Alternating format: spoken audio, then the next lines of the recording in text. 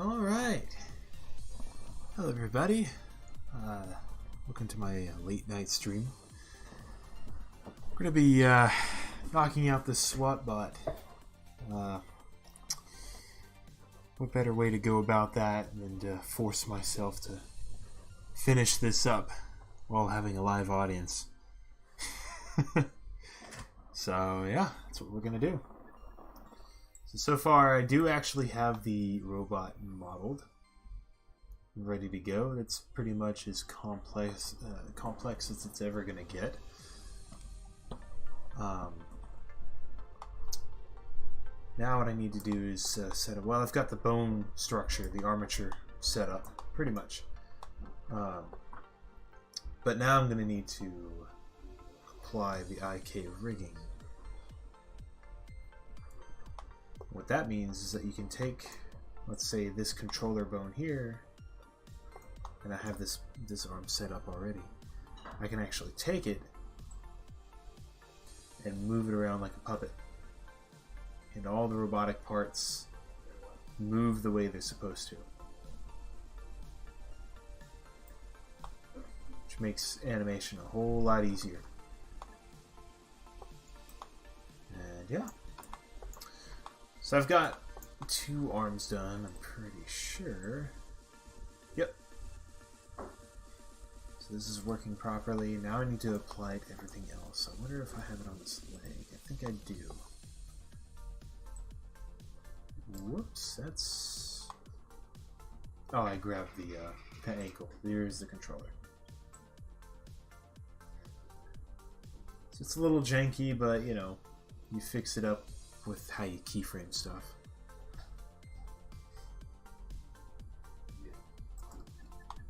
If I go over here, I can make it come out that way. I can bring it back.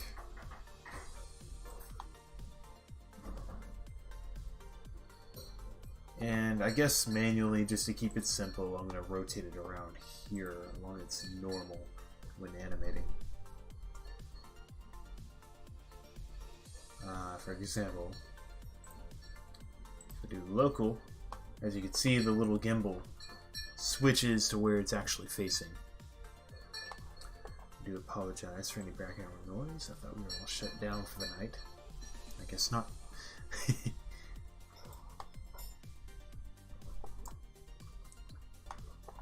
And that's actually interesting. I never noticed it actually follows the IK still. The normal actually changes. That's interesting. Okay. Doesn't matter in the end as long as it's moving the way it's supposed to and able to be animated.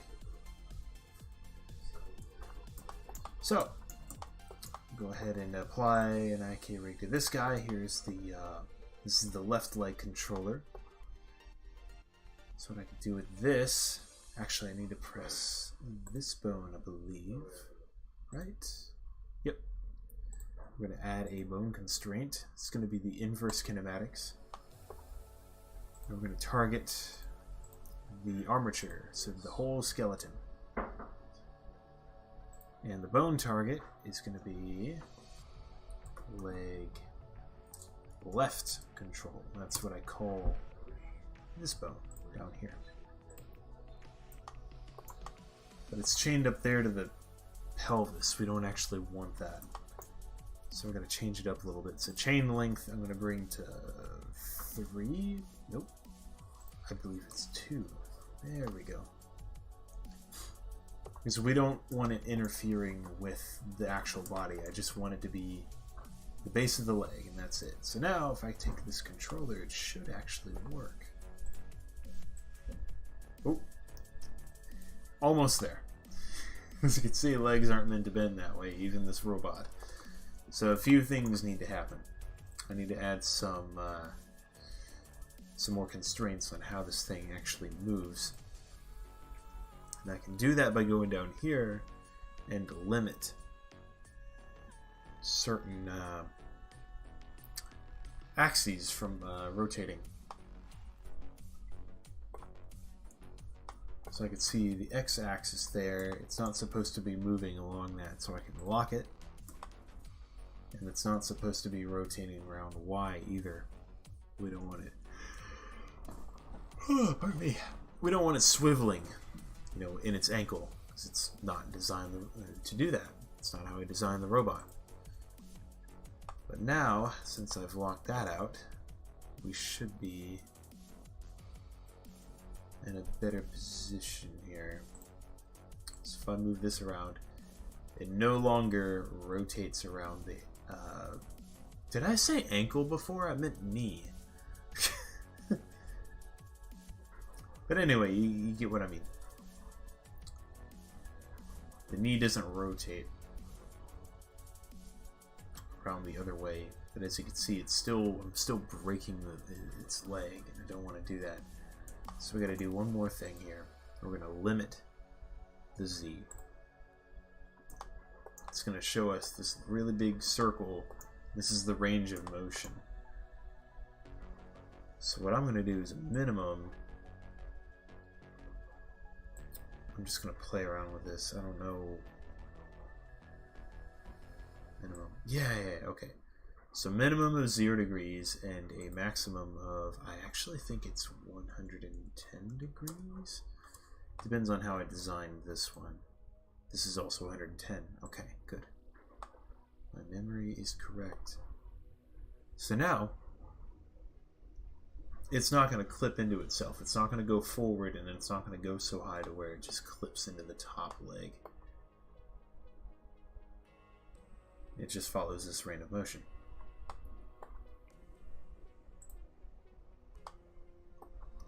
Let's see, when I move it now, there we go. It doesn't break its leg anymore. But I could still do that.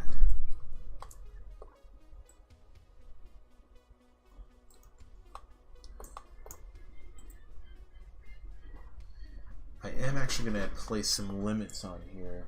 I'm live streaming. Sorry. I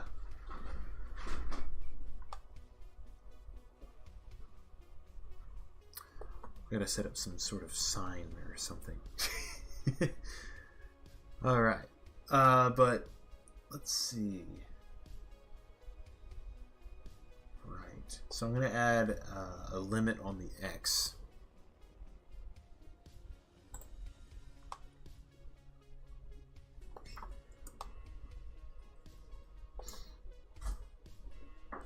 It's going to be quite limited. So I'm going to set this up. Okay.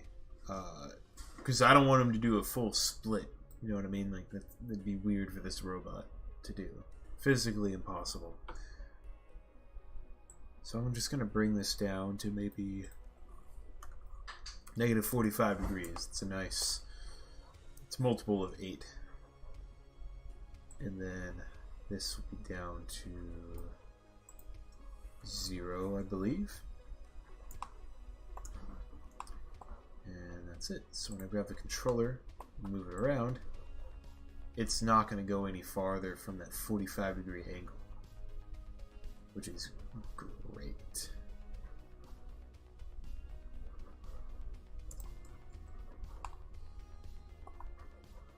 I want to limit the Y too, because I don't want it. Well, yeah. It's going to limit Y.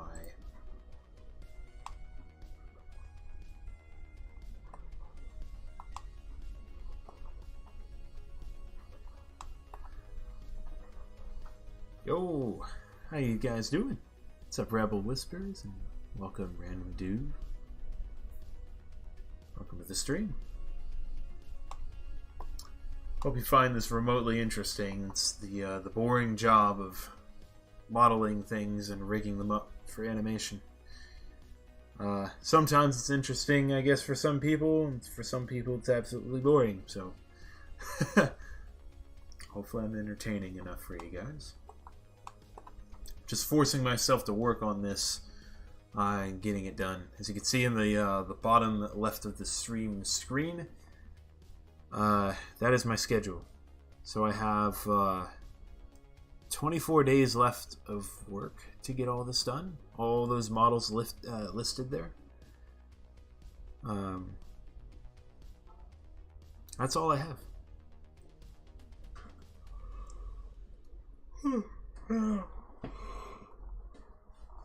And I do apologize if I yawn every now and then. It's late night. Not usually up this late, but I gotta get some work done. How's it going, boyfriend? Welcome to the stream. But yeah, just setting this up to where I can use it for animation later on down the pipeline. Oh yeah, sorry, I'm off topic. The table down there, pretty good. I think it's interesting enough. Thanks a lot. Yeah, just let me know. So you do rear model and for whom? Rear model?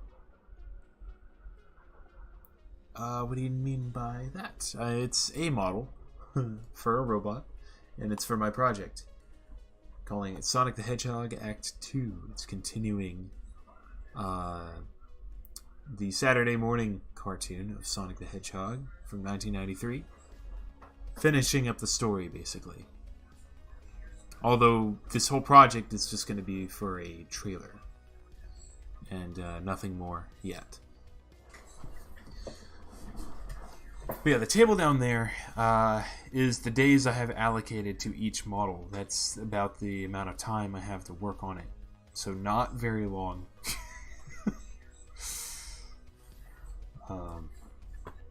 Just a way of, breaking down all of the due dates. So small goals is the key. That's what makes the project digestible. You break it down to a digestible amount of time. Small victories to the end of the battle, war, whatever you want to call this project. But yeah. So I don't know where this axis is. What I'm doing here is, I don't even know if I need this. I don't think I need to limit Y, as long as I just don't get crazy with it. That's gonna work. Whatever, I don't need to do that. Here I am doing too much. I need to start cutting corners here, because I don't have a lot of time. Yeah, the arms move. There we go. Go up like that. He covers his face. It's really cool. Seen some blips of the scene breakdowns and was charmed by the results. I'm excited and ready to give my support. Hey, thanks a lot. I guess in terms of like monetary support, I don't know. For like assets for the project or anything moving forward, I do need to rebrand my Patreon. I have a Patreon, I just need to completely clean it out and just restart and get that up and going. Just in case people might find this interesting and sort of get a crowdfunding going on. So I'd like to be transparent about what I'm using the money for. Like, I already have a plan of bringing back Rob Paulson to reprise his role as Antoine Depardieu. Off of, Cameo.com. Just little things like that, that make it that much better.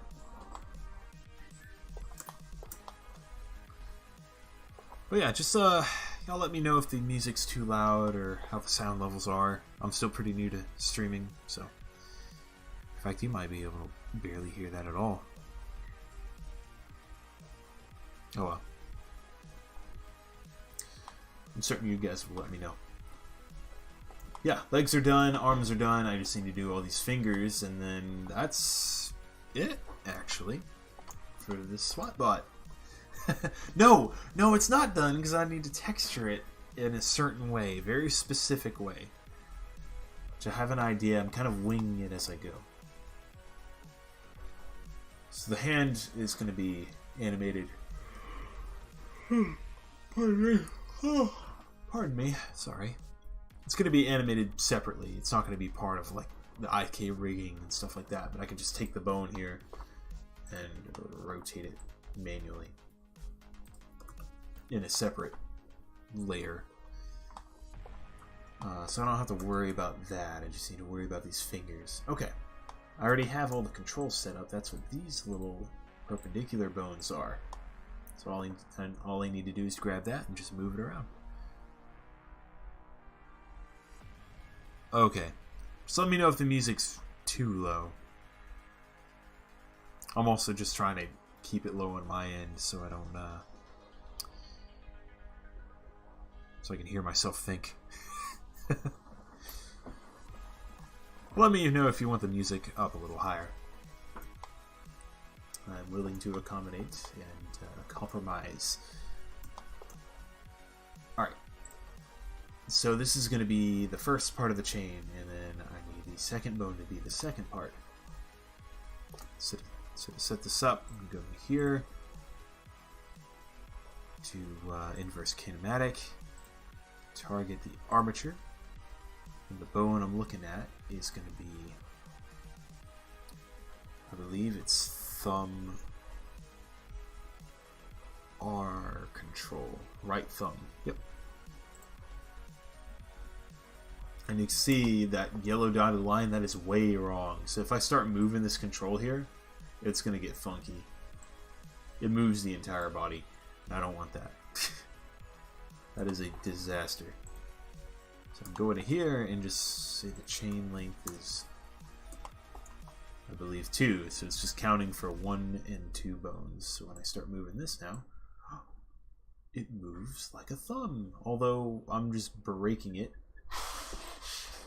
Completely breaking the thumb. So I need to apply some rules here.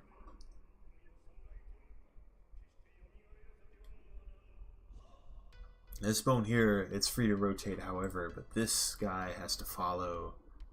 It can only rotate along the Z-axis. So I can go in, and I'm locking the X and Y. Those are not going to be affected.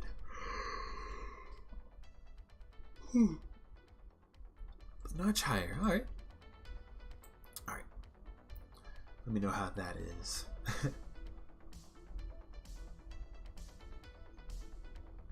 Alright, and one more rule. I'm going to limit the Z, because I don't, you know, just doing this, it's still going to break. See? I don't want it going that way. But we're already off to a good start. I have to break to figure it out. Yes, just to see what works. But as you can see, even though I am moving this in a diagonal fashion, this thing is only rotating along that Z-axis, which is good. That's where the hinge is. Yes, it's been a very long day. Yeah, what did I do? I had to clock into work to do some commercial electrician work at 7 o'clock in the morning. Had to wake up at like 5:30 to get ready, because it takes me a little while to get there. Clock in at 7. We clock out at around 3:45. I have to go home, drop some stuff off, and then go back into another town to celebrate my brother's birthday party with some family. And I just got back maybe 2 hours ago. So I'm a little tired, you know. A little bit. It's 11 p.m. now. We're still going strong.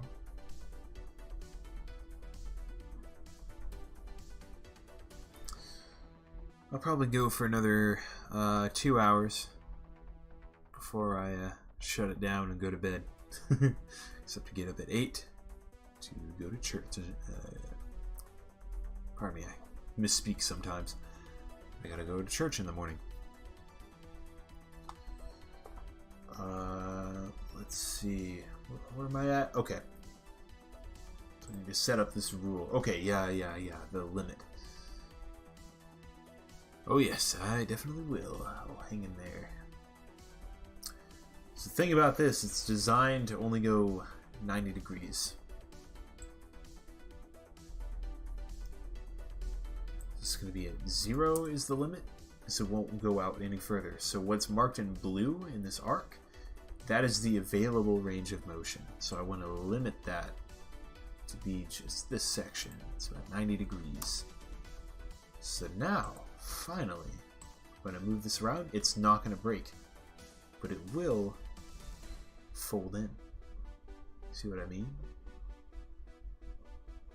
Very cool, very nice. It is behaving like it should.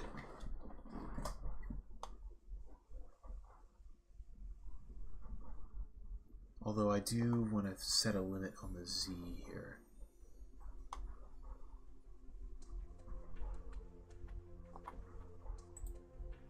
To do a similar thing, so maybe -90, which means it can go out to the side and then have it go maybe 45 degrees.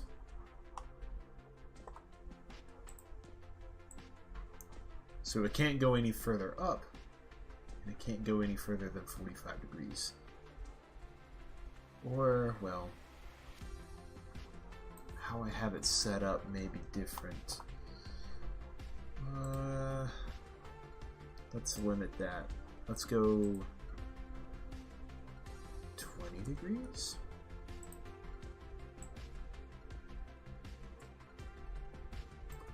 Let's do 30.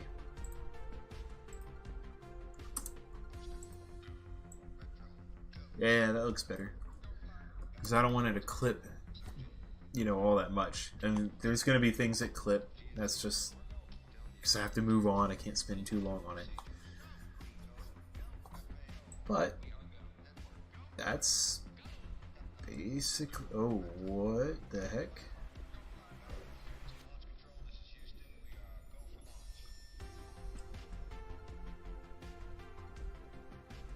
That's interesting.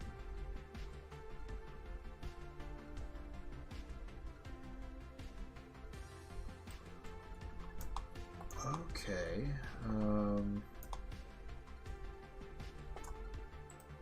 Z is already limited. Maybe X needs to be limited too.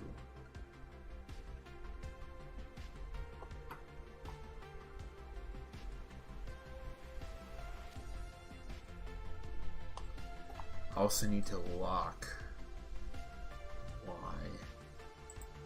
because I don't want it rotating willy-nilly everywhere. I want that to stay in one direction. Yes.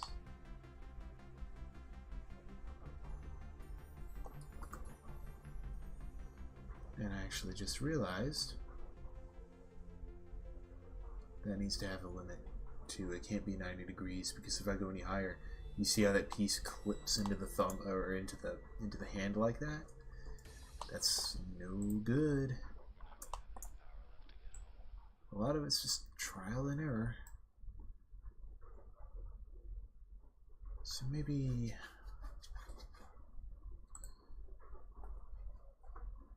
I like to go in thirds, so like 30, 60, 90. So let's do -60 and see how that looks.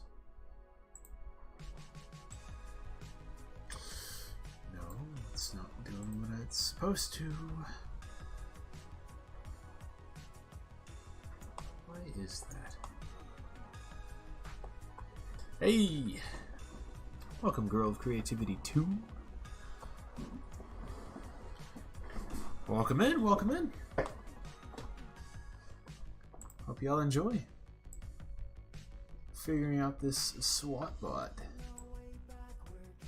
Okay, it's like it's completely ignoring something.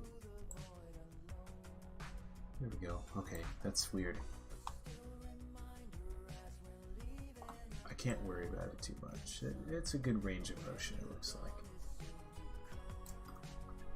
Although this bone should also have a limit.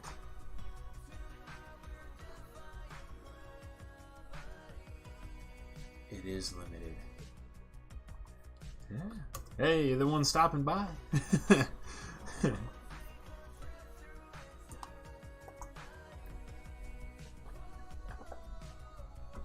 You're welcome, but I did nothing except post a link. Alright, so that's about what it takes to set up an IK rig for a single digit, if you want to call it. A certain thing that moves.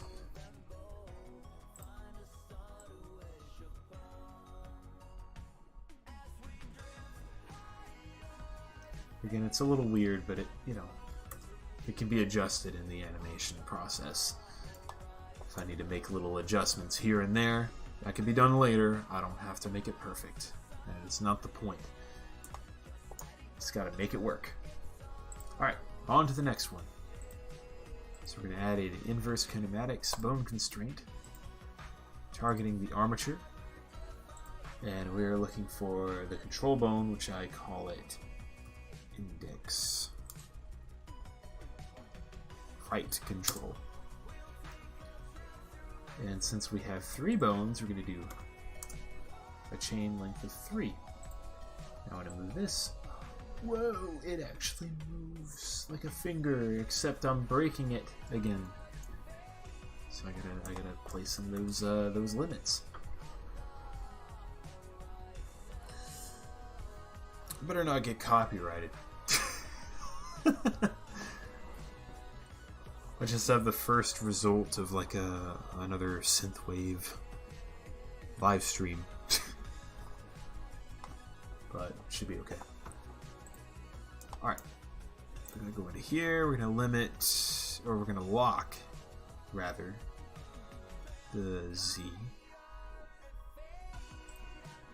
And Y. On all of these. X and Y. Or sorry, not X and Y, Z and Y. So now when this guy moves, it's only across that. Although this top one, I'm not going to lock the Z, but it is going to be limited.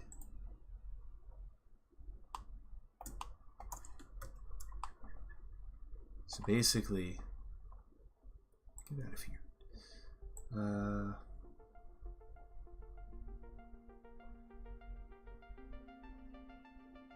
I will have it able to move negative 45 degrees and then limit it down to 0. So I can't go the other way, the other fingers are in the way. See what I mean? So I'm going to move this around. That makes no sense. Huh?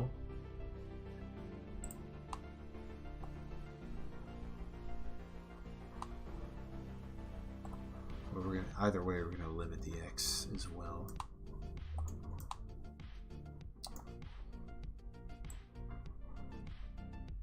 Whoa, okay, that's new. We've got a second dimension. Oh, I'm learning something here. Interesting. So bring it to 0. And this is going to go down to 90. So we can move in this pattern now. That's cool.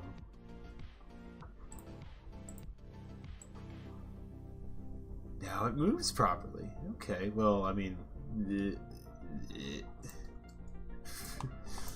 It's because I need to limit the others here. So we have 0 and 90. No, wait a minute. This is actually 45. That's how I designed it. And then this guy is 0, 90. So now when it moves,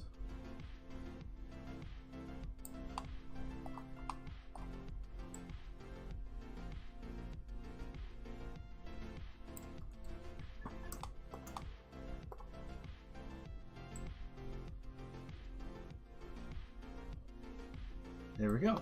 That's the maximum position right there. It can't curl any more than that. Yes, useful to actually see the range. It is really cool. Nice visual. Blender's really cool like that. Alright, so we're basically going to do the same deal on this guy.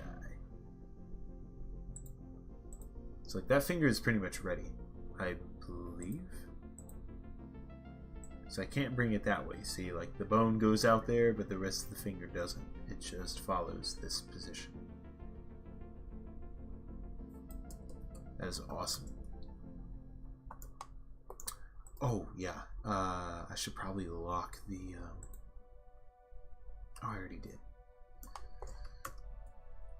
I'm curious. Are you able to lock in the ranges and copy them on other fingers? That's what I'm wondering. Maybe I can? I can actually animate these values? That's crazy, dude. Maybe. I think I can actually take the bone constraint.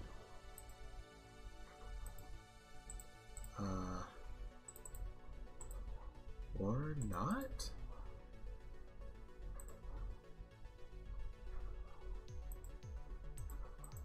I don't think I can copy it. That's okay. Once I get a rhythm down, it should be easy. So inverse kinematic, armature. It's going to be the middle dot R control.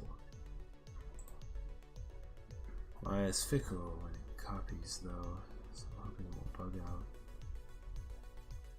Yeah. Oh, good thing I'm using Blender.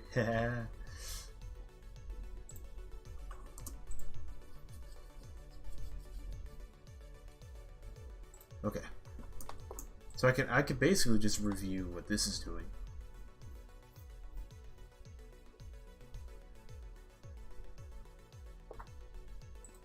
So I can always check, just click over to the other bone just to see. So I know I need to lock Y, but nothing else.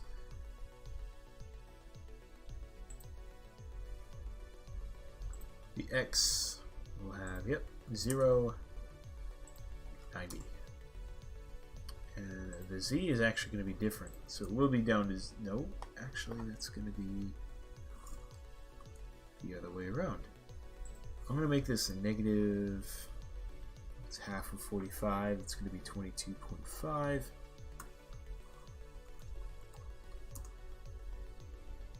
And 0. It's going to be half of the value of this. That's just so all the fingers can spread evenly. This goes the full direction, this goes half the direction, this will go half the direction the other way, and this will go the full direction that other way. If that makes sense. Ooh, it is Blender. I've learned something new. Oh yeah, it's pretty cool. I mean, sometimes it's a little finicky, like you gotta figure things out. But there's a lot of sources out there to learn. Lots of videos. Like everything I've learned and like everything I'm applying to this, I've learned off YouTube alone. So there you go. So this guy's going to be locking Y and Z, and we're limiting X, which is going to be 0, 45. Just like the other one. This is the same deal. It's going to be 0, 90. And this finger is also done.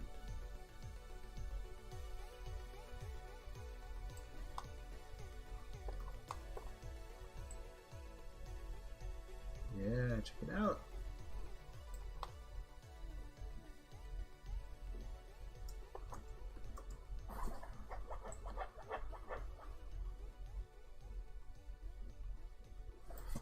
That's sick.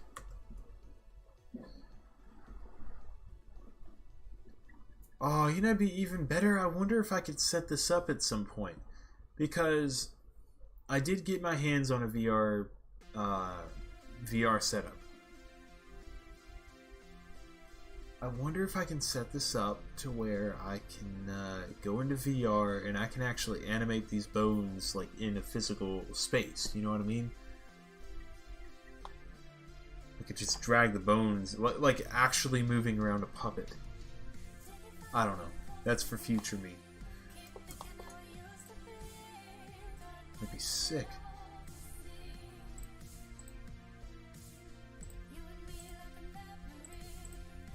And this is going to be ring finger, right control.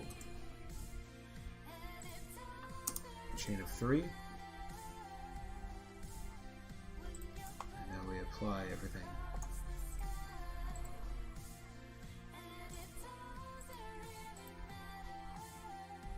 This guy's going to be the Y locked. X is 0 and 90.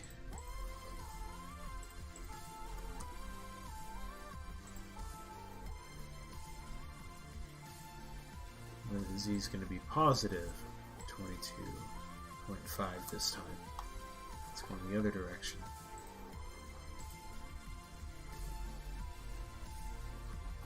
Well, I guess I can't go that way. 22.5. Okay, there we go.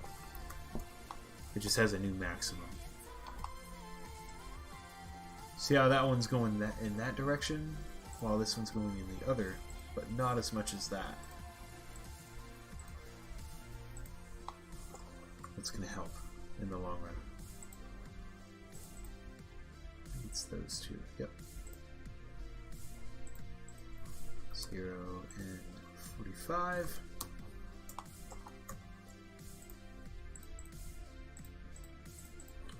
0, 90. And just like that, it should already be done. There we go. See how that fits right into the groove of the hand too. Good old booming, baby. It's all about rhythm.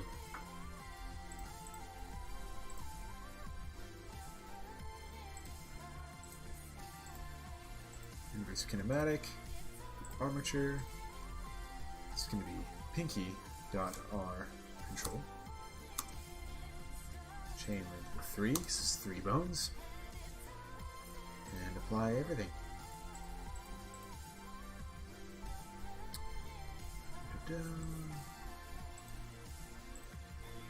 So this guy here, it's going to be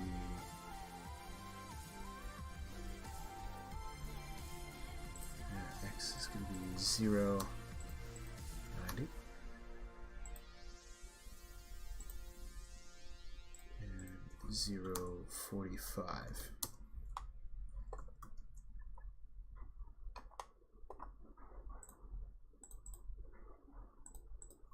I've already got this.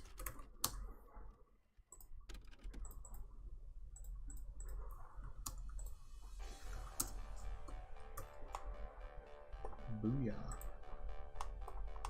That should have been it.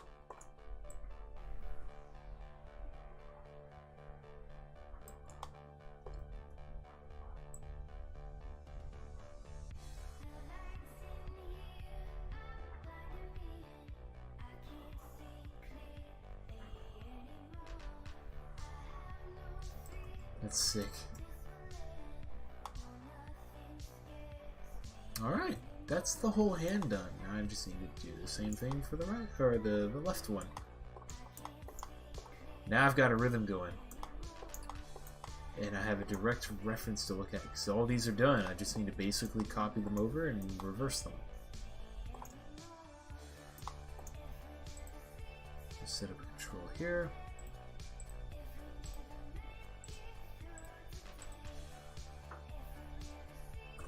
Thumb left control. 2 bones.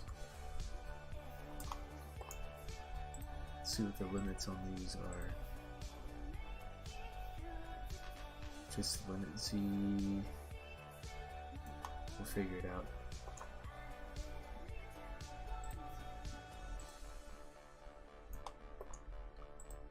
This is 60, 30.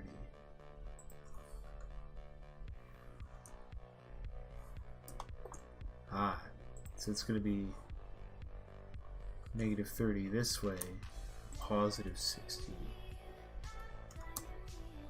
Right.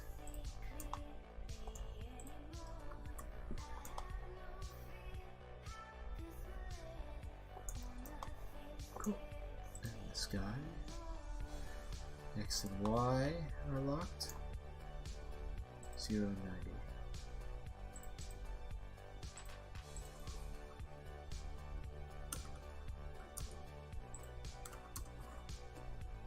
Oh, it's going to be the other way. Forgot.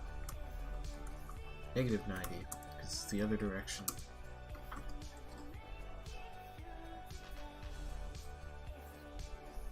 That's the thing you got to look out for. So now if I move it around, that's pretty much it.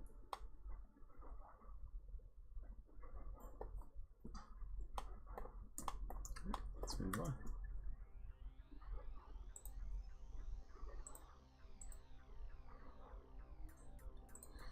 Probably throw on something different here.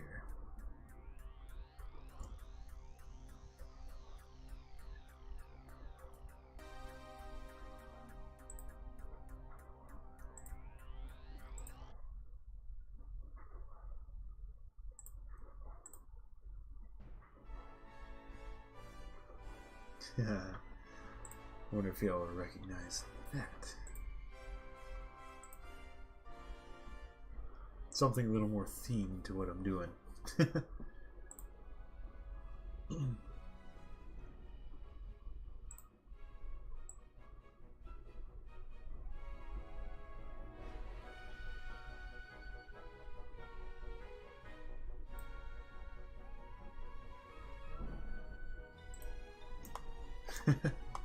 There we go, that's a little more like it.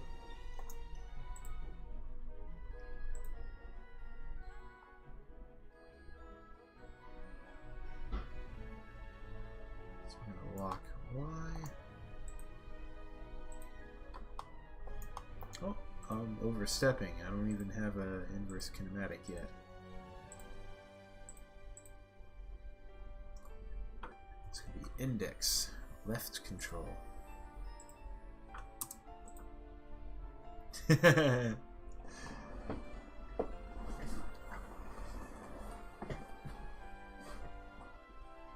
yep.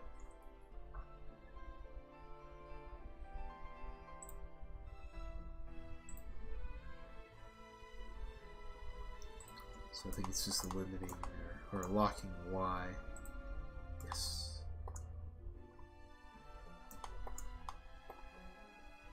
And limit X. Let me utilize my second screen here. 0 and 90. So it's probably negative 90. No, it's going to be the same direction. The only thing that's flipped is the side. It's mirrored along the x-axis, not the y.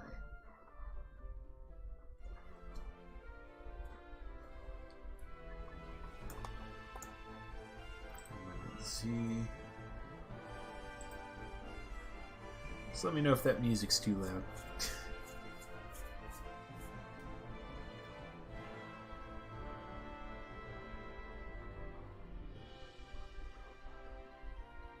This one will be opposite. So 0, 25. Yep. I guessed correctly.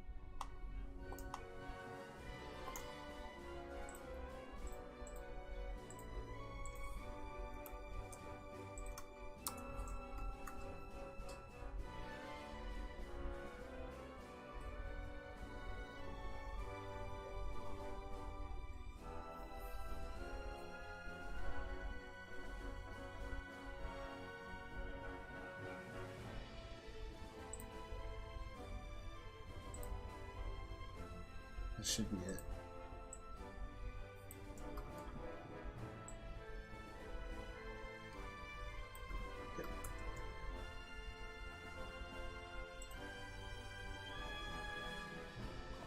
Yeah, I guess just let me know if you have any questions about the project and either what it's about or if there's any specific details you'd like to know about. No spoilers, of course.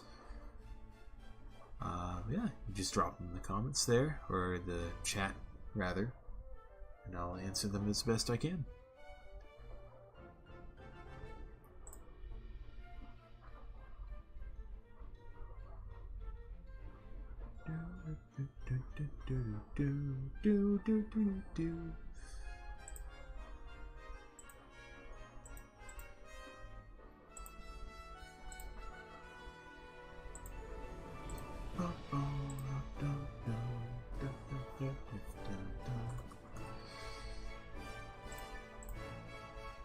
Whoa, whoa, whoa, what the heck? Oh, huh? Oh, whoops.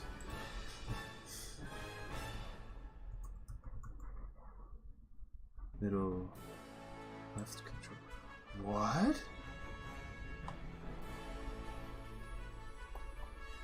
What is my goal for the trailer project? Well, I'm hoping to maybe spark interest and see what people think of this actually being a movie. Maybe it'll go somewhere. I don't know.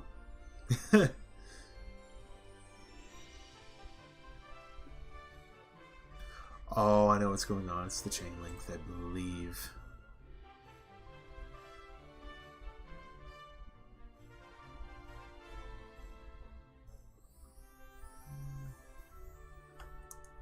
Yep, that was it. Do not want this thing affecting anything else.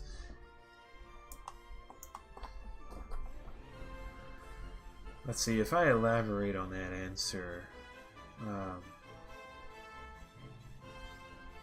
presenting the idea as like a smaller project, it's quicker to get out there.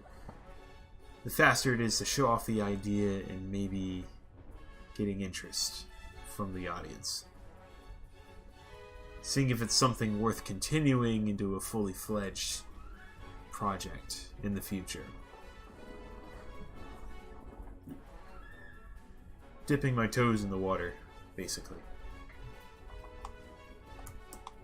Also, the 30th anniversary of the show's coming out September 18th. So, if I was going to do this at any time, that's going to be the best time to do it. You only get the 30th anniversary once.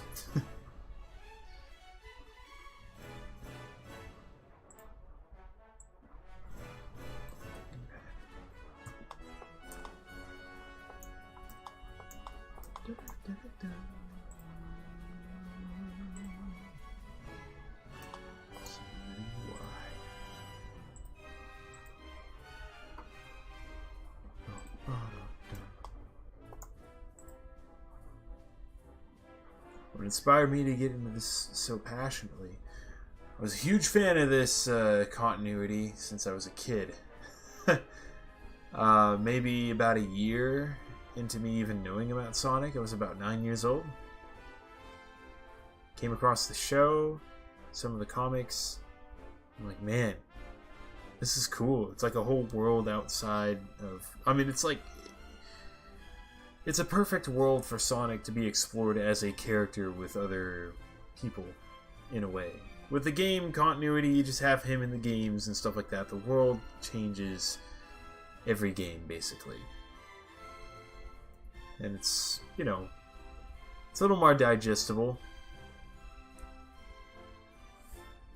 But when I look at the show, it's more like, it's less a game, it's more about exploring the character and just, seeing him in action in a story setting. That's what I love about it. It's classic American Sonic, I believe it was before even Amy was known about in the U.S. CD and the cartoon came out in the same year, but I don't know. I'm not sure which came first, or at least coming to America. Like I know, Sonic CD would release. Pardon me. It would release in Japan first, since it's their project, and then maybe come to America a little bit later. So I don't know which came first, the show or CD.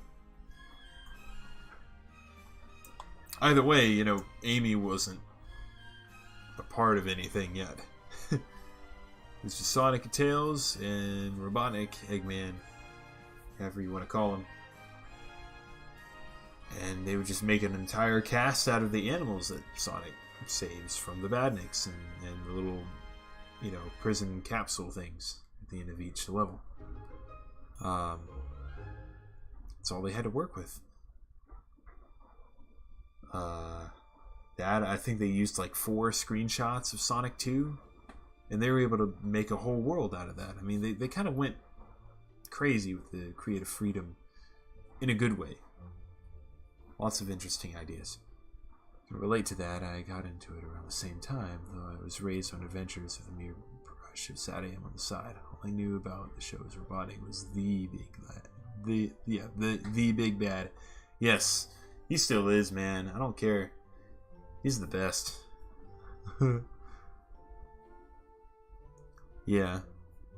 I mean, I guess there is an argument to be made there, because I think Sonic Adventure Eggman did quite a bit too. Like, he freaking blew up the moon and stuff like that, which is kind of crazy. That's pretty crazy. But nowadays, you're right, he's kind of goofy. I mean, he's kind of meant to be. That's how he always was. He's a goofy character.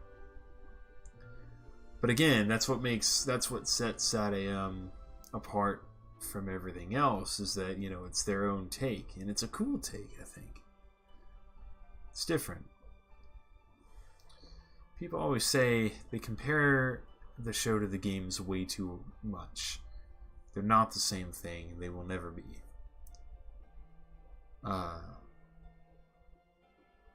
You can make connections and things like that, but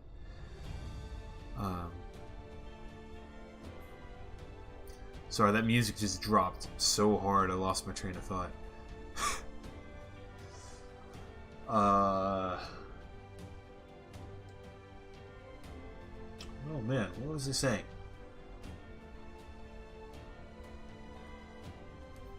They're free to be different, and that's okay. They can, the game continuity and then the show's continuity, they can exist in their own places. They don't have to mix. Yeah. But yeah. Inspired me to do this passionately. Yeah, well, I guess another part of the answer is that I want to see what I can do about bringing this show back in a fresh new way. And this kind of goes into Team Season 3 as well. Their attempt to bring the show back in an episodic fashion. Trying to make it exactly like the original show. But there's a few things that are really hard about that. A few things I disagree with their approach is that they are limiting their audience a little bit to a certain degree.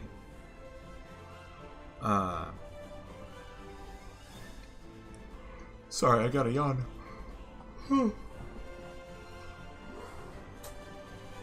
But sorry about that. I should elaborate. How do I say it? Their attempt is amazing to make it look like the original show.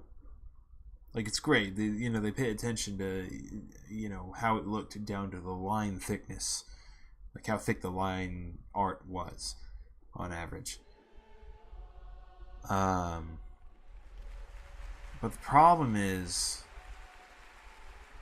that only appeals to, I guess, mostly to the audience who grew up with that, right? Who knows it. To boost, sorry, I'm getting rid of this weird.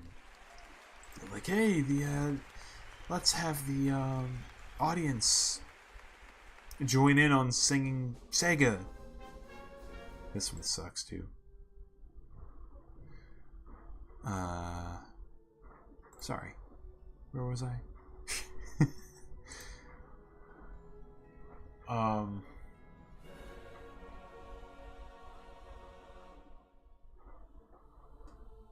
The way they present it is in a way that it seems like no time has passed at all.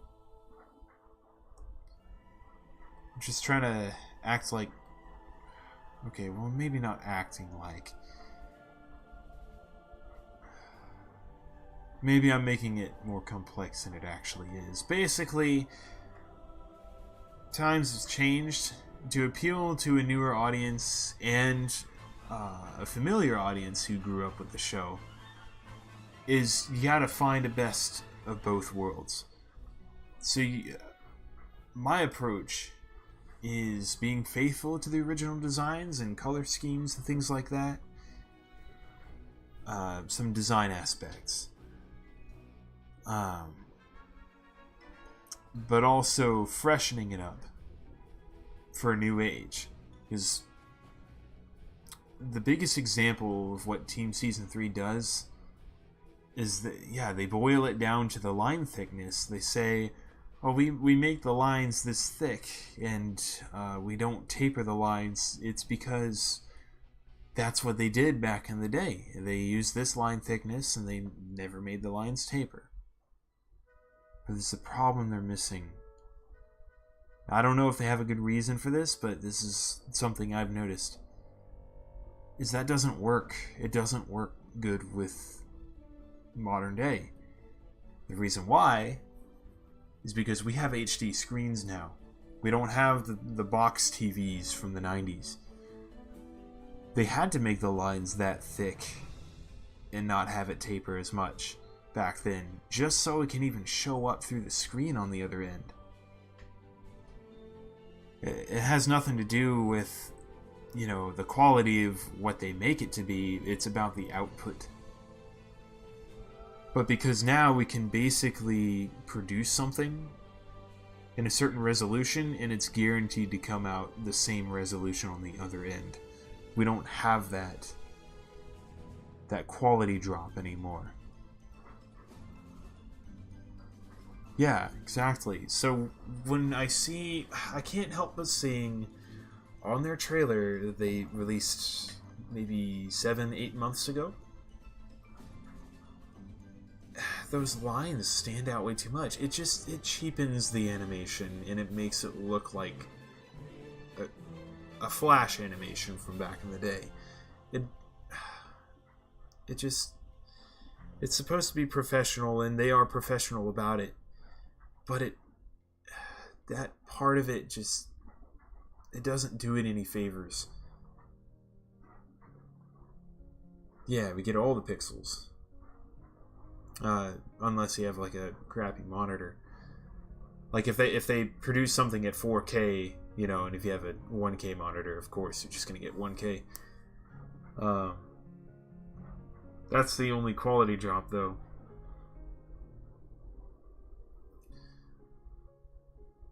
But you see what I mean? It's like that was 30 years ago. Like, the methods they use, it's 30 years old. A lot of it just doesn't translate as well.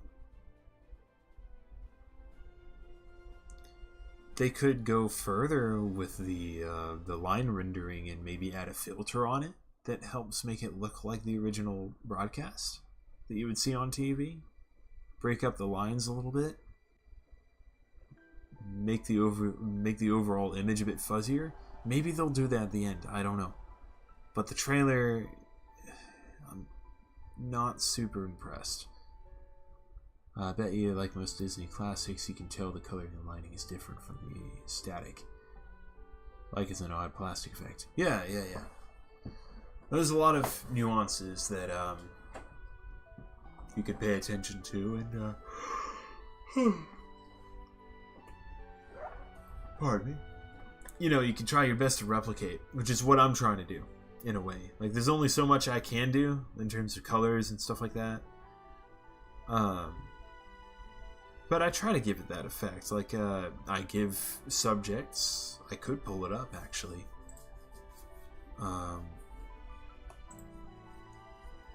Let me do this real quick. If I show off a shot of my own, of Snively, that I remade for the Sonic Rejuiced project. I've got it right here. Now, maybe I should... Let me try this, sorry. Twitter is bad about... they really crunch down the quality, and it's kind of gross. So let me check in here. Sonic Rejuiced.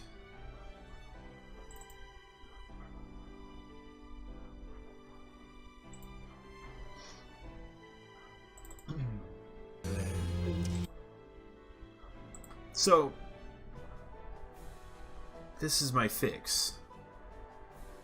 So it's definitely digital, and it's a lot crisper. But at the same time, you can see there's a slight drop shadow because of how they would layer cells back in the day. Sometimes you would get a little drop shadow. And I am using one width, like one, one width of line art. I don't know if that makes sense, but you get what I mean. Like, the lines don't taper, but I didn't make it all thick. I thinned it down because of our new screens. Make it a little bit smaller.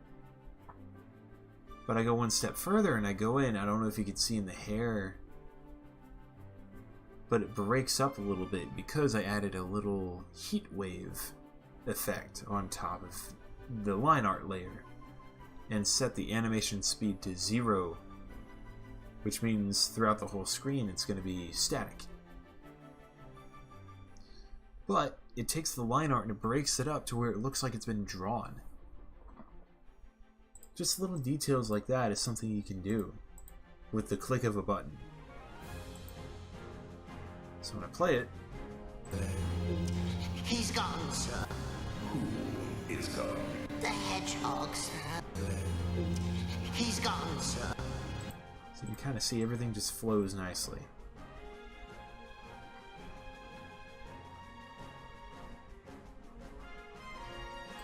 Got a little bit of a glow effect on the eyes and stuff like that. So it resembles light. I think that's how they did it. When they take a picture of each frame back in the day, like in the 90s, 80s, they would actually cut holes in the film. Sorry. I'm here! Reaching far across... Okay. Oh, it's so good.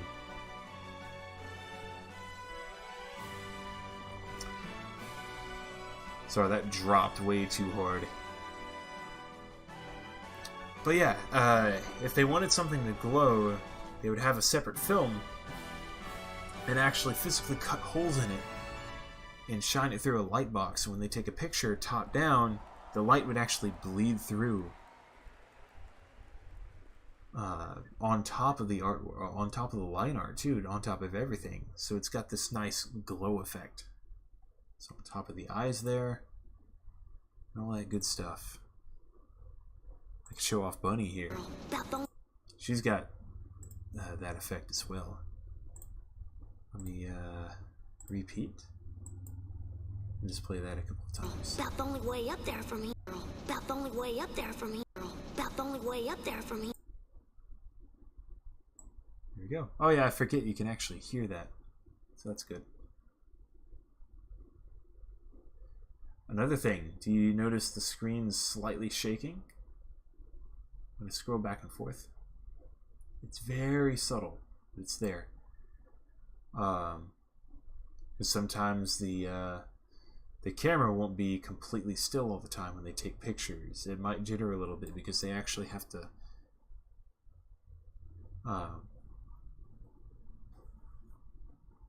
to move the frames, you know, place them in, take them out by hand. Also, you know, VHS tapes is just sort of like that. They jitter a little bit. About the only way up there from here. About the only way up there from here. So there you go.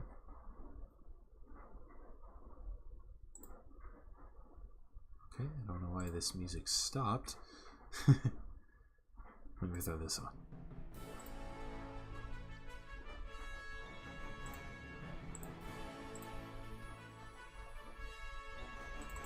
Robotnik too. What's so cool about this as well is I can go in. This is what makes it nice and modern. It's like marrying the modern technique in classic. It's where I can actually add in these little lens flares now.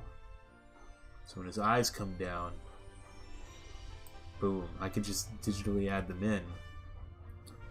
And then have the film grain effect be on top of it, so it blends the pixels together. Hair jiggle is a good touch. Thank you. You need that follow through. Ah, I love this Robotnik, dude. He's so cool. It's a little bit of a gradient on the nose as well.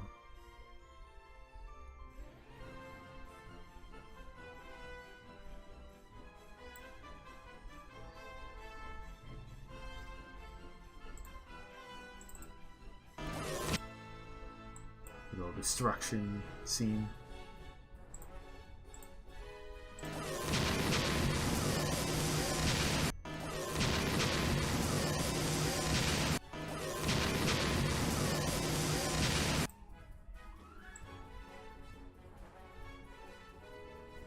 So again, there's that glow effect. It kind of like bleeds through onto the film. With the lightning too.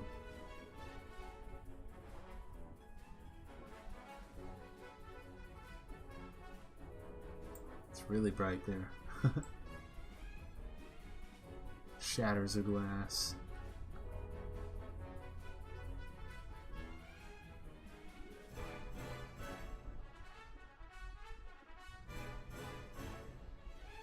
Oh, there's a little impact frame. Gotta love those.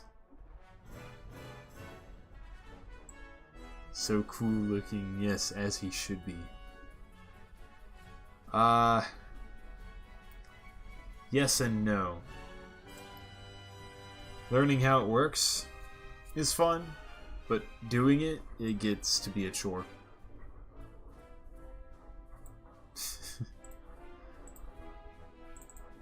Oh yes. That's such a quick shot.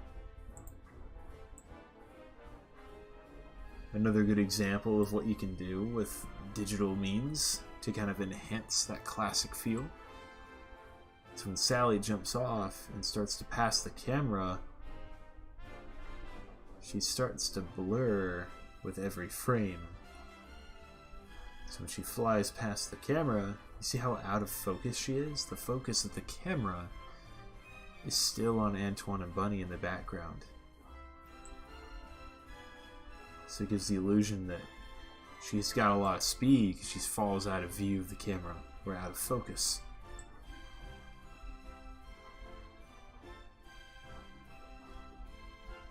Just adds, you know, an extra level of depth.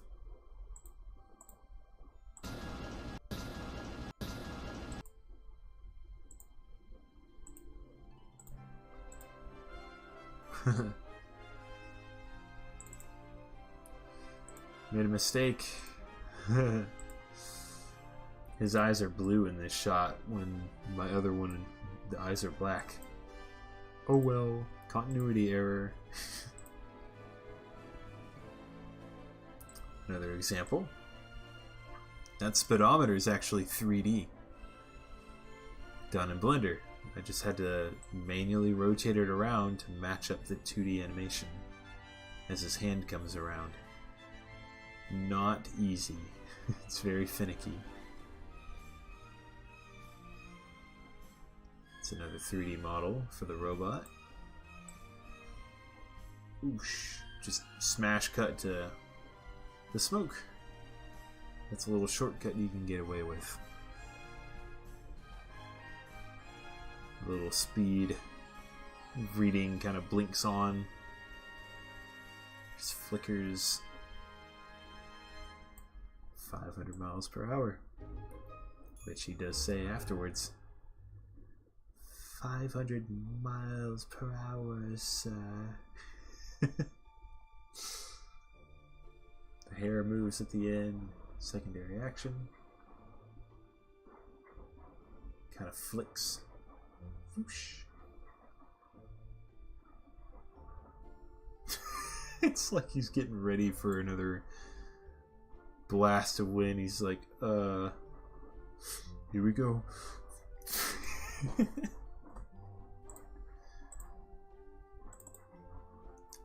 This is probably the craziest one I've made.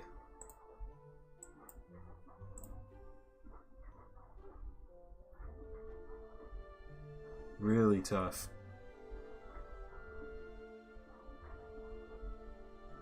So not only did I have to model most of this background in 3D, I'm gonna rotate the camera. I also had to animate the 2D characters on top. So I had the actual 3D model running around the 3D background, you know, for the robot. And then Sonic I had to actually track in. So it comes up over the edge, it's a little shine of blue peeking over the edge. Comes off the ground a little bit and then hits the ground with one foot and drifts. I love making him drift. Adds a lot of weight. Gets back into a running cycle. Disappears. Then reappears coming up the hill. Camera's on ones while Sonic's on twos. It's so fast you can't really notice anyway, so it doesn't really matter. There he comes.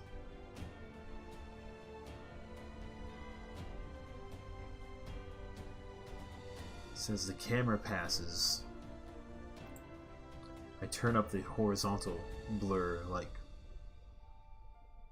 immensely to show off that speed. Just zoom in, leaving that dust trail behind.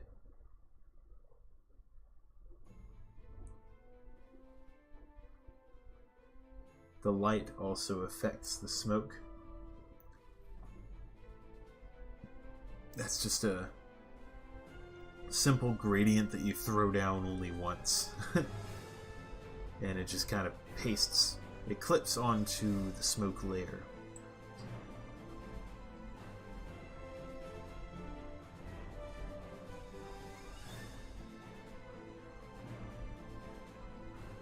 Oosh, yep. Play it one more time.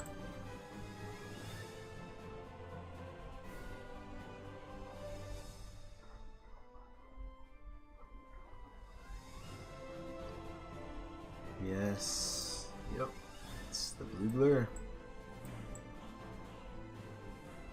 It's kind of glowing slightly. Really show off the power.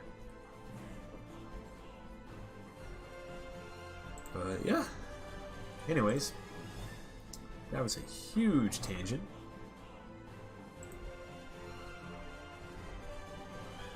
I'm gonna finish this up. So I think I'm gonna finish off these fingers. It makes me happy. It makes me have a huge grin on my face when I hear that. Thank you. Glad to make you happy with looking at that stuff. But yeah, that's hopefully going to be like at least the, you know, I hope that's the quality of the trailer.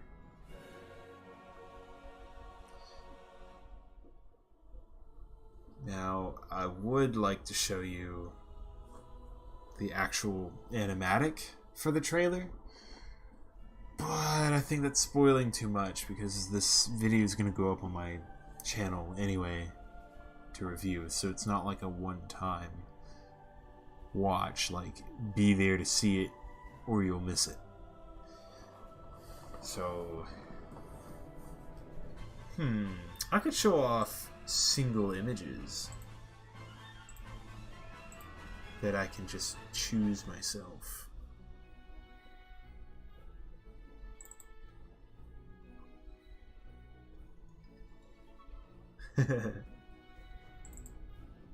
Yeah, I could show these off.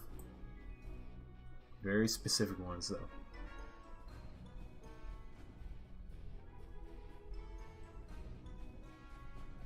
You probably recognize that.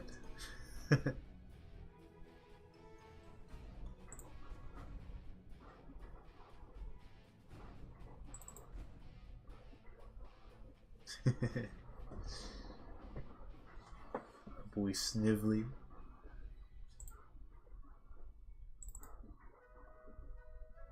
Got a shot of Sonic.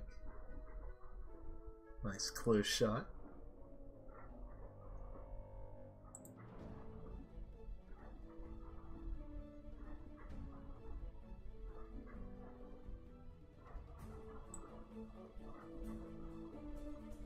I guess I'll let you be the guess of, or let you guess what Sally's got. You can probably see it.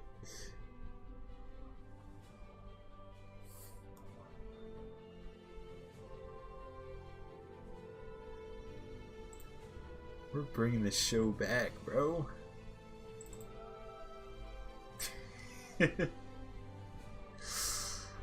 Not happy with the result, it looks like.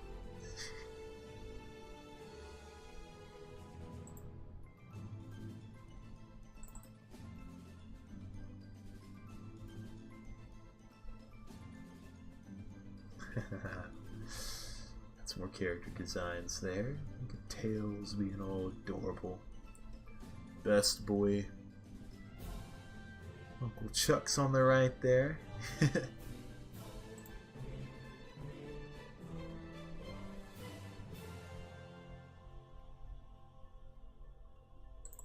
Bunny's looking good, as always.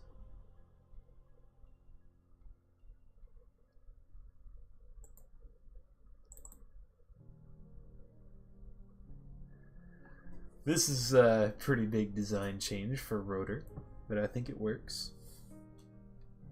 Give him something solid, you know, something that doesn't change every season.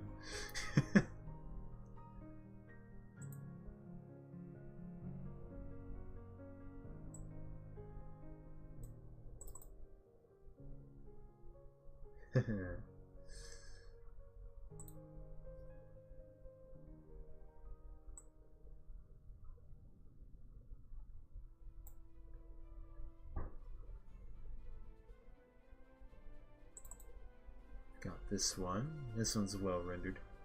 I can show off this because this is actually the thumbnail for Who never wanted to see the symphony before. this one has a lot of cheering, so I'm going to skip that.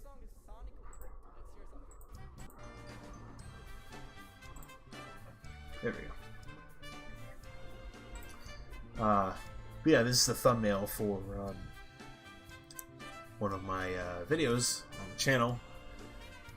I did a cover of the Jetsons' Hard Times. It's like a cover of a cover. The Jetsons made Hard Times first, then they used it for the music in Ice Cap Zone, Sonic the Hedgehog 3, and then I'm just taking that and bringing it back. It's kind of a, you know,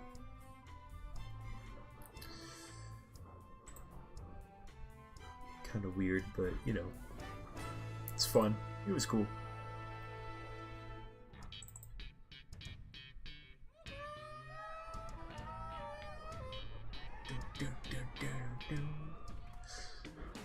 You probably remember the one on the middle right. She's looking a lot better. A little more in line with everybody else.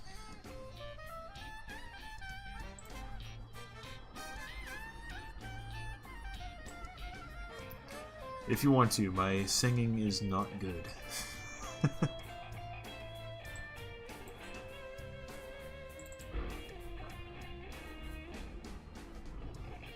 Yeah, Sonic's doing his thing.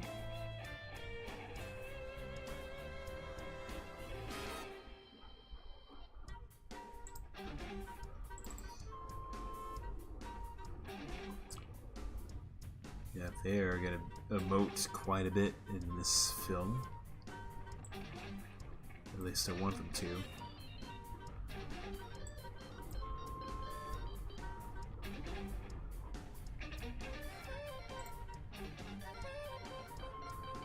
Let's see.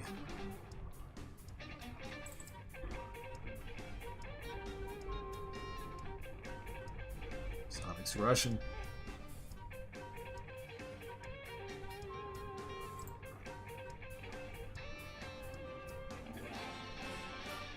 And this one's on Twitter, of course.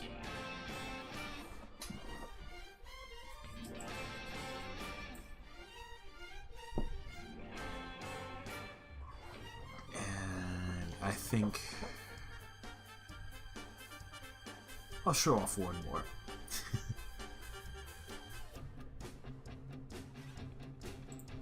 Yes, he is.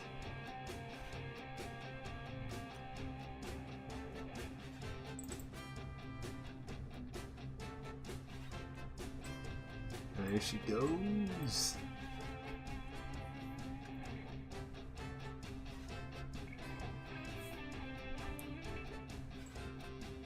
So she's seeing more action than she's ever seen in the original show, I think.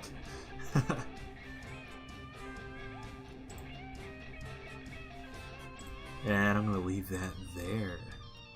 That's all the spoilers you get.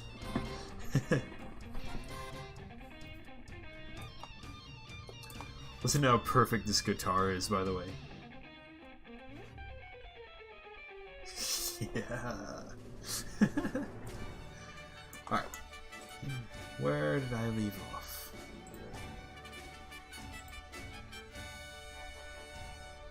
The limit.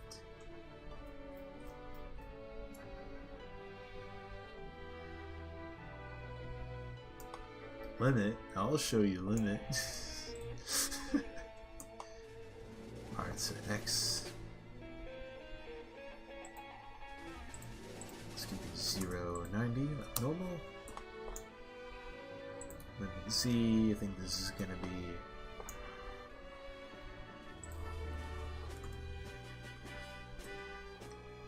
oh, the other way. Okay. So 0 to 22.5. Bingo.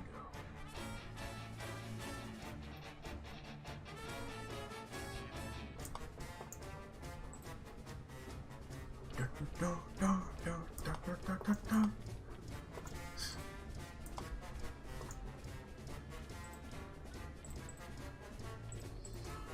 0 and 90.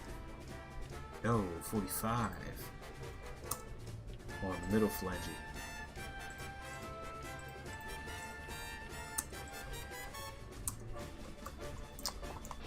Hurry up with this. Oh, I love this build up.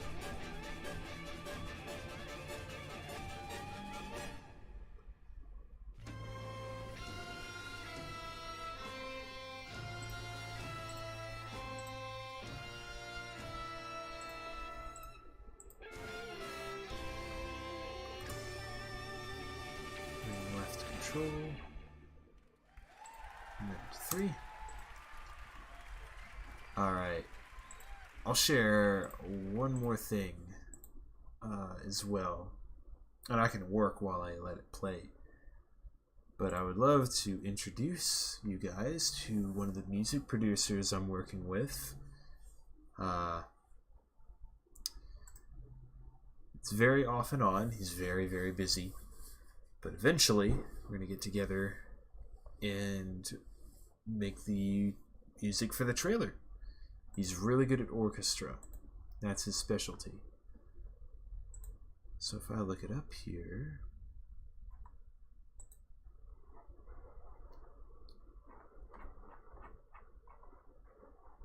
Where is he at?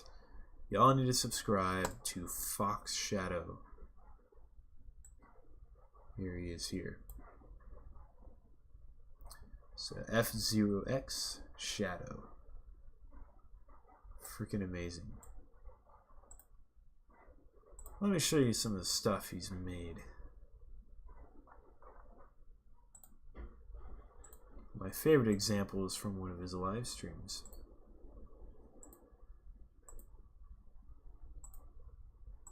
And I guess for now I'll let him do the talking because he talks during the stream, kind of explaining what it is he's doing. That still has to be worked out in a transition, but I think you'll get the gist. So I completely redid Look at this. the break of a dawn aspect to it. See how this sounds here. Peter's still going to load all the samples, so there might be some skipping of moments. But here's a taste of one of my next releases. So he made this. He's not even done with it yet.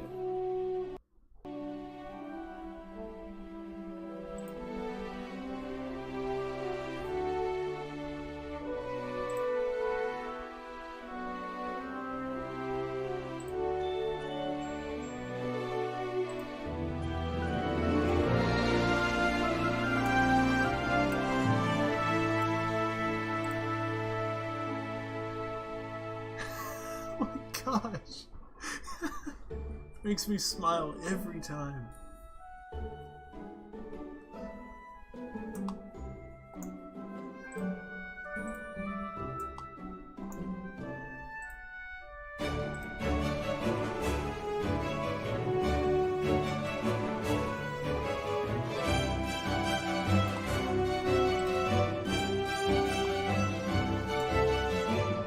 And some sort of transition.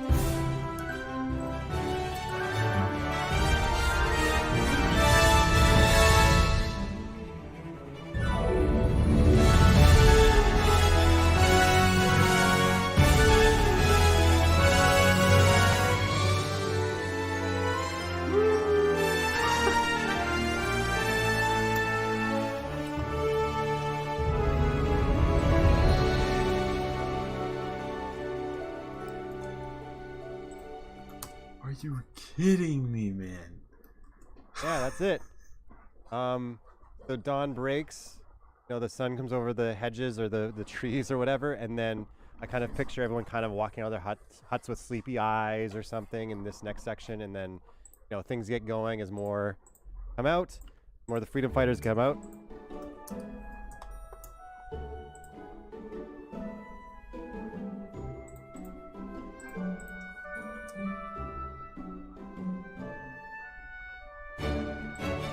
And then I go through this whole thing as people are getting pumped up. Right, and there's a break. Right here I'll have some sort of transition that's simple, kind of like where's Sonic type of question. Like, where's Sonic? We have a meeting. Like, I picture like Sally being like, where's Sonic? We have a meeting. Where the frig is this guy? And then you have this, like, you hear him in the distance.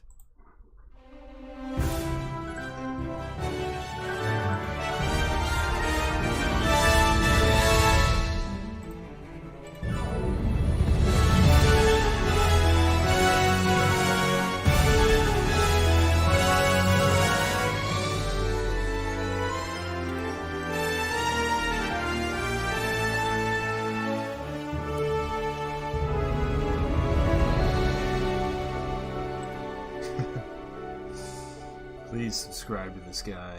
Right, and then leads into the whole conversation or whatever you want to have after that. So yeah, that's something I'm kind of working on in the background. I'm pretty proud of this part. I really love how this builds, and I don't know, just the feel. I love it.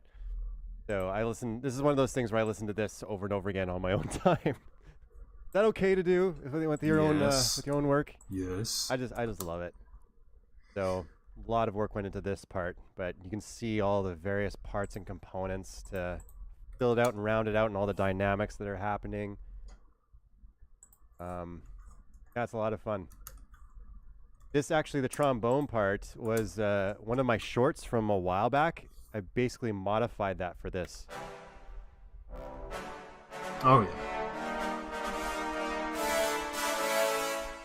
Right, you can just hear the energy building in that. It's so cool.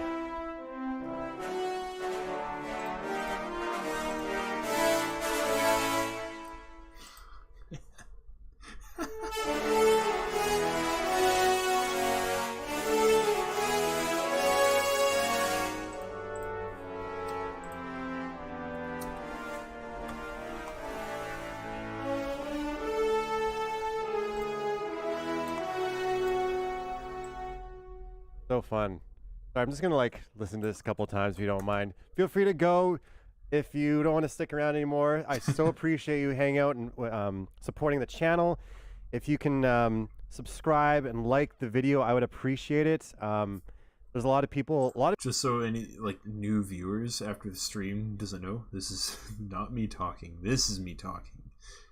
What I'm playing now is a stream, just so you're not confused.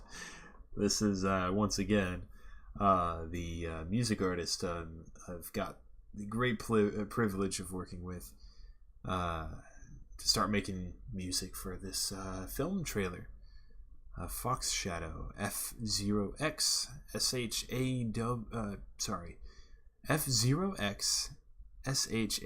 SHADOW, Fox Shadow. What he does mainly on his channel is he reconstructs all of the or he's trying to get as much of the Sonic Sat AM soundtrack reconstructed as he can, because it was never officially released, and he's freaking amazing at it. Just absolutely good. A lot of people watch, like I have like 14,000 views on one video. I think the title card one. We do that. And I've got this good like idea. graph that pops up from YouTube. They're like, hey, only 1% of your viewers subscribe. Makes me kind of sad. So if you can spread the word about the channel a bit, I would appreciate it. But yeah, feel free to head out. I think I'm going to wrap it up pretty quick here, but I'm just going to listen through this a couple times. If you want to stick around, feel free. Here's his channel. Because I just love it. I don't know if that's completely self-centered of me, but I just love listening through this. So I'm going to walk you through it and do some, what do you call it, solo some of the voices and show you what's going on. So it actually started with the violins. I had this little thing in my head.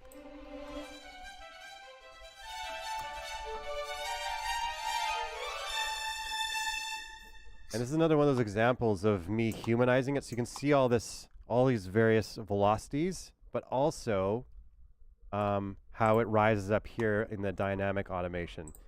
So all of that stuff leads to this.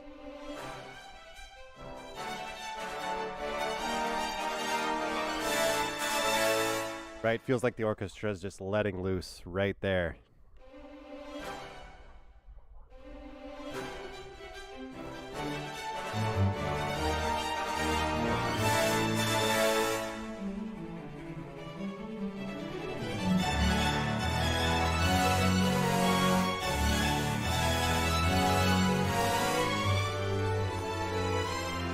Oh, and this whole part is completely original. This is not in the this is nowhere in Sat AM. This little ending called a post chorus or whatever. That's pure, completely inspired by Back to the Future, but the melody and everything, not in the original.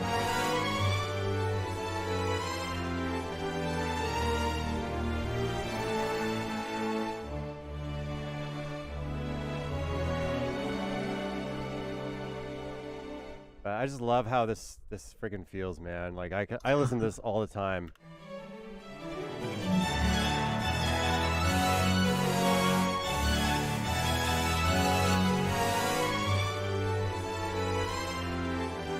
So fun. And then I was listening a bit, or doing a course on woodwind adaptations or how to add them in, and I used to add the flutes. Actually, I don't know if you were all here, but at the beginning of the stream, we were talking about one of my vids where we build on each other, and I had the flutes going almost the entire time. And what I've decided was to add them in only in specific spots. So now they have this little like, bloop.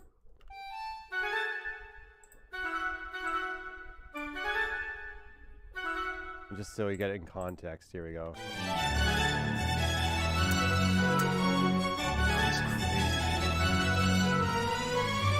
So I was listening to the original, what do you call it, the main title. I'm just sharing some of Fox Shadow's work. He's a music producer. He's doing some Sad AM stuff, and we're going to be working together to do some music for my film trailer.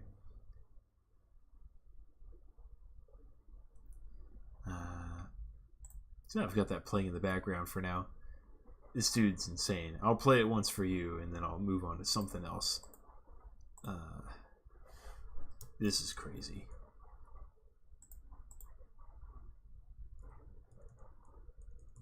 I'm going to start at the beginning. Taste of one of my next releases.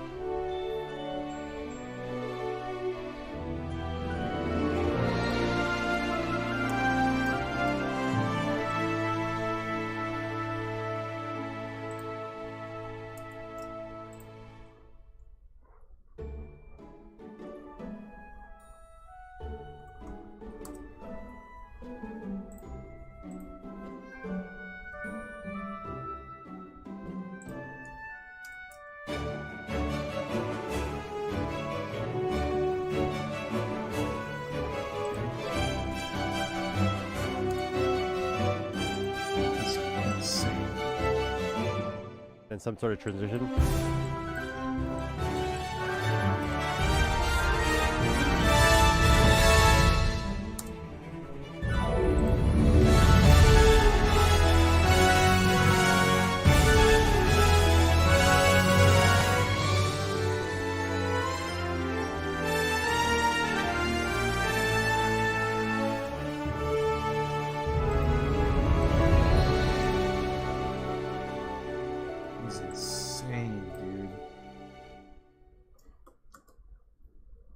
Yeah, that's it. You can see some of his other releases.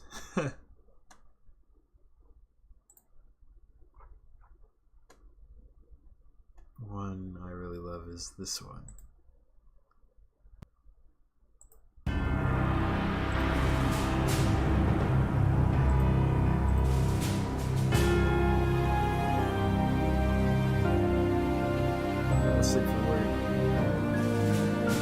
Oh yeah, definitely will. Water breaks, yes. Thank you so much. Thank you for stopping by the stream.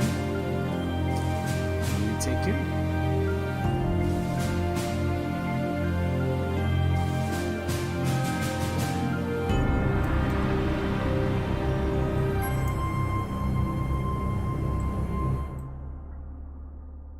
It's insane, isn't it? That was it, yeah. Just a shorter one.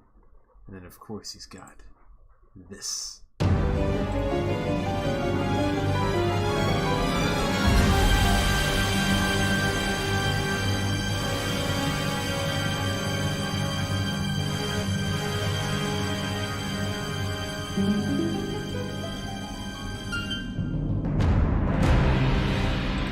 Take care, Rebel.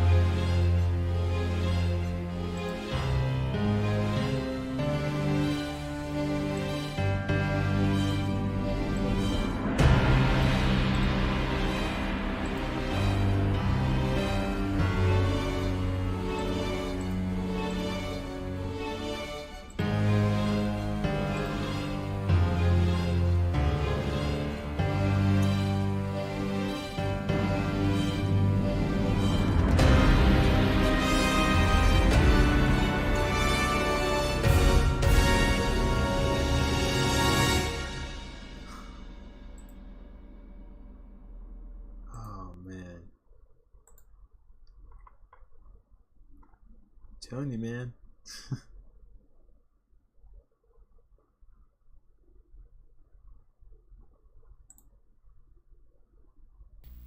Sonic the Hedgehog main title at 96K. Of course, this one.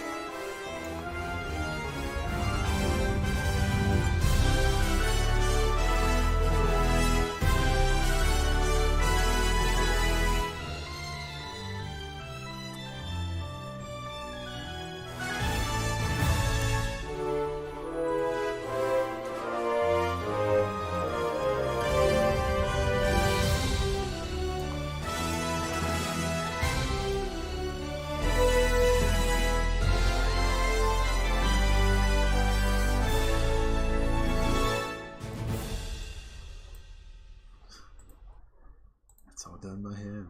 It's crazy.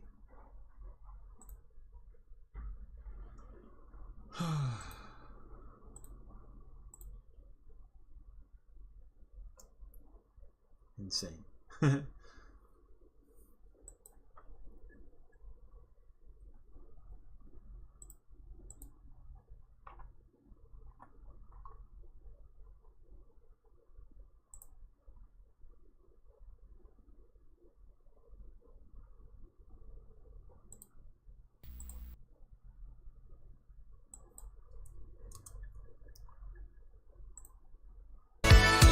Oh, it's loud. Sorry.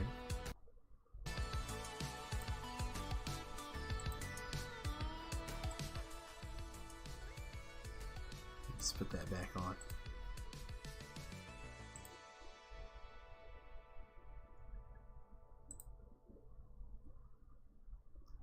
All right.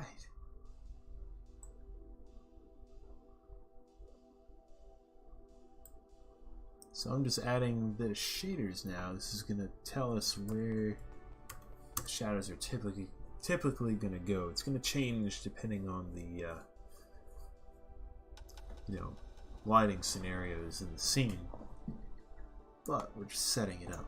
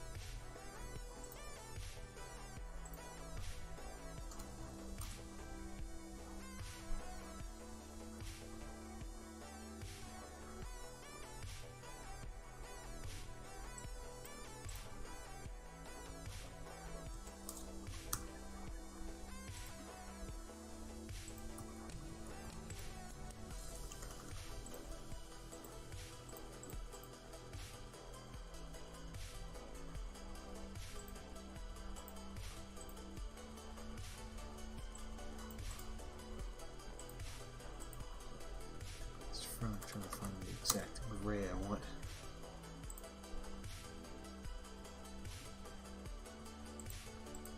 So we'll need that color ramp.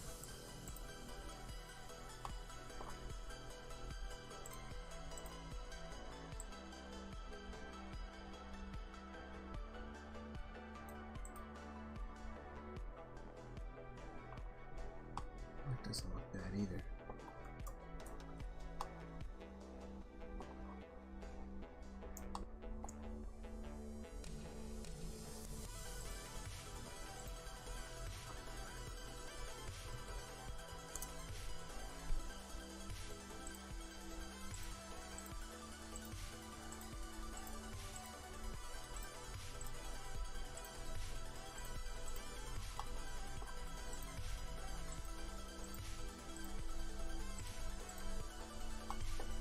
If I could just grab it all.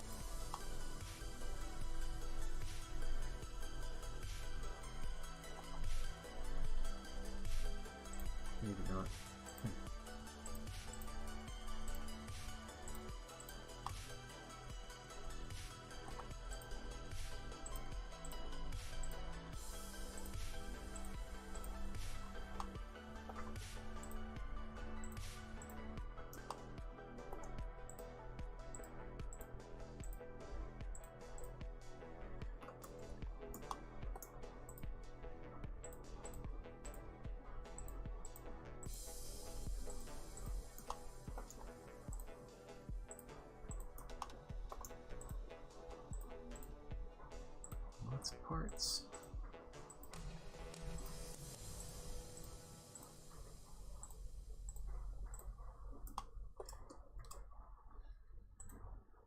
Whoops. Didn't mean to do that.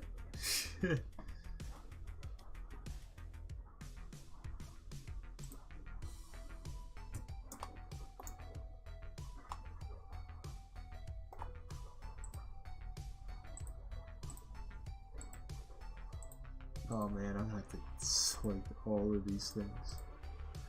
Or rather,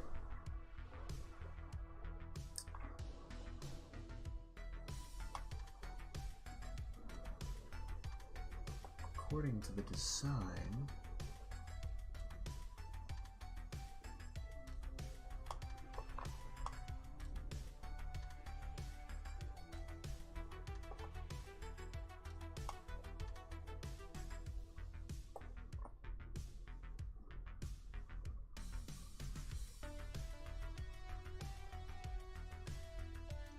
they're gonna be the same. Well,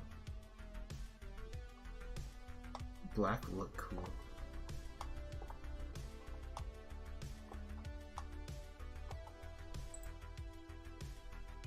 So we have a new one. It's just gonna be completely pitch black.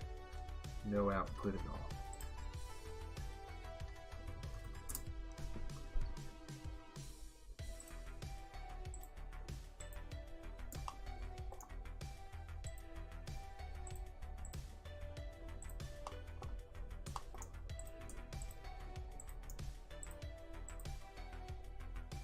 See, I can't do it all at once.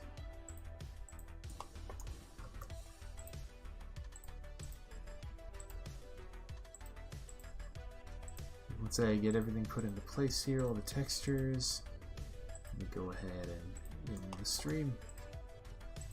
So it's getting very late.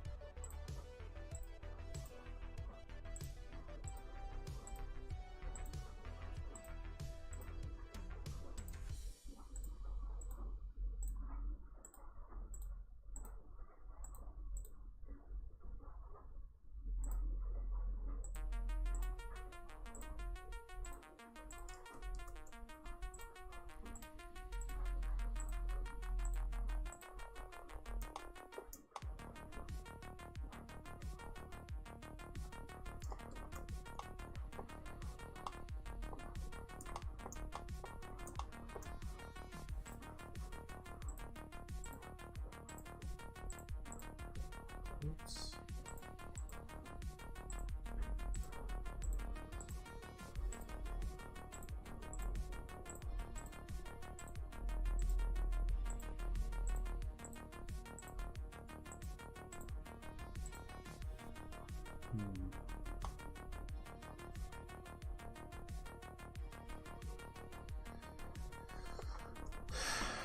I'm actually going to backtrack. We're going to make them all the same. It won't look good as black. So they got to show up on the front.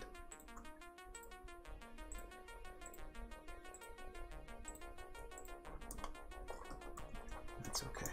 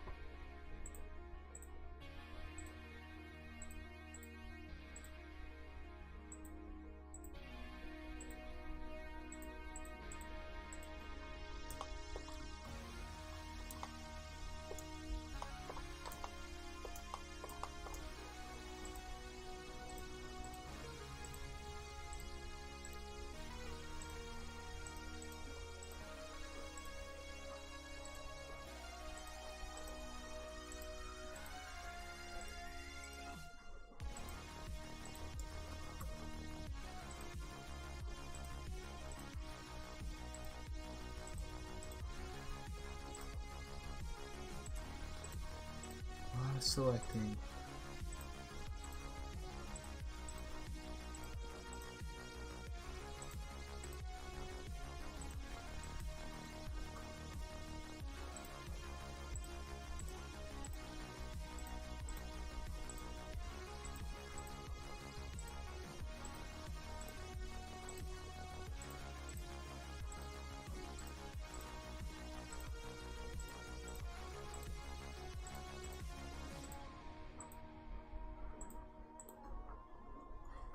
Almost.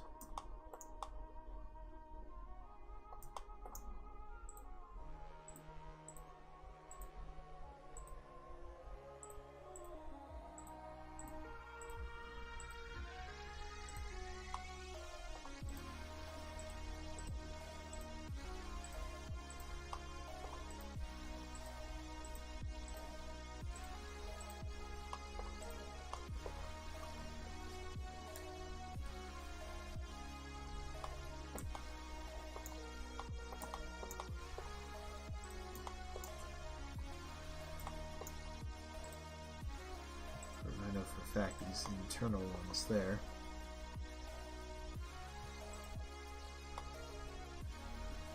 Will be shaded black.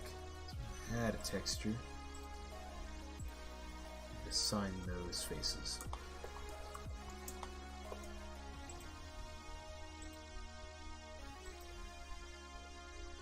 Same with the other side.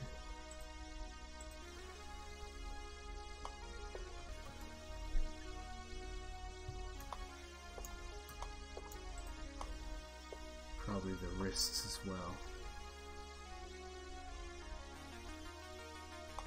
Actually, no. That'll work.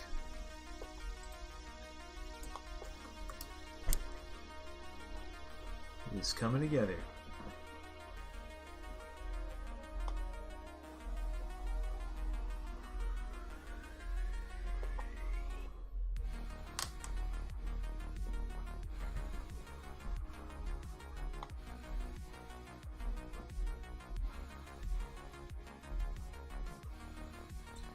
Alright, I guess we'll call it there for the night, guys. Thank you so much for joining me. It is very late. I really need to get to bed. But yeah, got quite a bit of work done for a short time. I know I got a little sidetracked, but try not to do that much. But yeah, got all the inverse kinematics done. For the skeleton's working. I just need to work on texturing everything, you know, the way it should. And I'll probably save that for tomorrow, which I'll probably stream again. Until then, I guess we'll see you then. Y'all take care, have a good night, and God bless.